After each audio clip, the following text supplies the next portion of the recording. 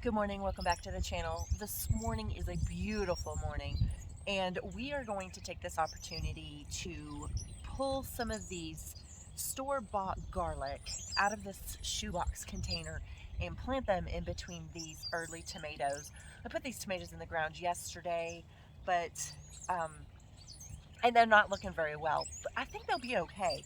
However, today we're going to try this experiment with these garlic. So I bought some of these at the grocery store because my hens had eaten a lot of my garlic that I planted last fall. So we are going to try this experiment. We started these, I did not tag this, so I think 2 or 3 weeks ago, and they sprouted and they're up about the same height as the couple that are in my garden bed that I planted last fall.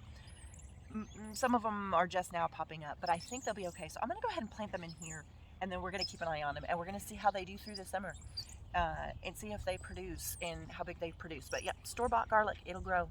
So get out there and get your store-bought garlic.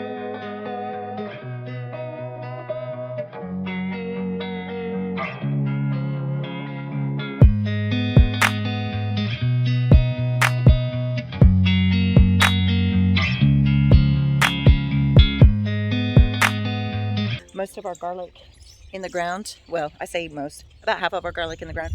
I'll finish planting up this bed, and then I'll probably throw some in with the asparagus, and we will keep an eye on those and we'll see how well they do. I've never really been very good at getting big bulbs even when I plant them in the fall, so we'll take extra special care and attention with these this year, and we'll see if we can get some really nice big garlic bulbs. We'll see you guys in the next video. Have a great week. Bye now.